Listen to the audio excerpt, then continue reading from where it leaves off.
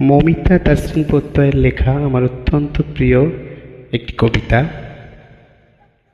মানুষ বাঁচতে শিখে যায়। আমার প্রথম প্রেমিক বলেছিল, আমায় একদিন না দেখলে সে অন্ধ হয়ে যাবে। আমাদের দেখা হয় না বছর কয়েক।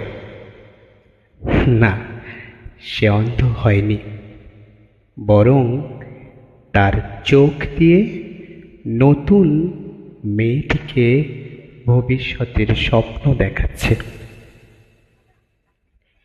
দ্বিতীয়বার যে আমার জীবনে এসেছিল, সে বলেছিল আমায় ছাড়া বাঁচবে না। কোনো রকম লাইফ সাপোর্ট ছাড়াই 5 বছরের বৈবাহিক জীবনে সে দিব্যি বেঁচে আছে।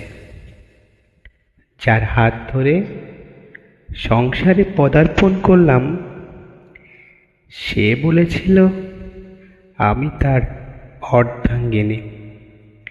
ডিভোর্সের 2 বছর পরেও সে বহাল তবিয়তে আছে। সংসারের কাজকর্ম ও লেখাপড়ায় ভালো হওয়ার জন্য বাবা বলেছিল তুই আমার ঘরের লক্ষ্মী। আজ তার কাছেই আমি সংসারের বাড়তি বোঝা। একটা সময় আমার আচরণে মা গর্ব করে বলেছিল, আমার মেয়ে অন্যায়ের সাথে আপোষ করতে শেখেনি। আজ সেই মাই কথায় কথায় দোষারোপ করে। আমি কেন মানিয়ে নিলাম না? নিজে সাধারণভাবে চলে যে ভাইকে ইঞ্জিনিয়ারিং পড়ালাম, তখন সে বলেছিল আমার অবদান সে কখনোই অস্বীকার করতে পারবে না। আজ সে আমার জন্য বন্ধুদের সামনে মুখ তুলে দাঁড়াতে পারে না। ছেলের টিউশনের টাকা জোগাড় করতে না পারা কাকিমাকে বলেছিলাম কোনো টাকা লাগবে না, আমি পড়াবো।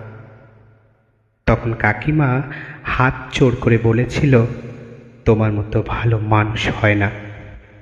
আজ সেই কাকিমাই পড়শিদের কানে কানে বলে বেড়ায় ডিভোর্সি মেয়ে। যে বন্ধুটাকে পরীক্ষার আগে হ্যান্ডস নোট দিতাম, তখন সে বলেছিল চাকরি হলে সবার আগে সে আমায় জানাবে। একের পর এক পদোন্নতি পেয়ে সে এখন মস্ত বড় অফিসার। রাস্তাঘাটে দেখলে চিনতেই পারে না। আমার যে বান্ধবী বলেছিল আমি উপস্থিত না থাকলে সে বিয়ের পিঁড়িতে বসবে না, আজ তার দ্বিতীয় সন্তান হওয়ার খবরটাও শুনতে হয়েছে অন্যের মুখে। আসলে মানুষ যখন কথা দেয়, তখন সে সেই সময়ের কথা ভেবেই কথা দেয়। আর এতে হয়তো সেই সময়টা অনেক মধুর হয়, কিন্তু জীবন কখনো সুন্দর হয় না। সময় বদলালে প্রতিশ্রুতিও বদলে যায়। স্বার্থ অনুযায়ী আমরা সবাই সম্পর্ককে উল্টে পাল্টে সুবিধে মতো করে নিই। আসলে কারো জন্য কোনো কিছু পড়ে থাকে না। মানুষ কোনো না কোনোভাবেই বাঁচতে শিখে যায়।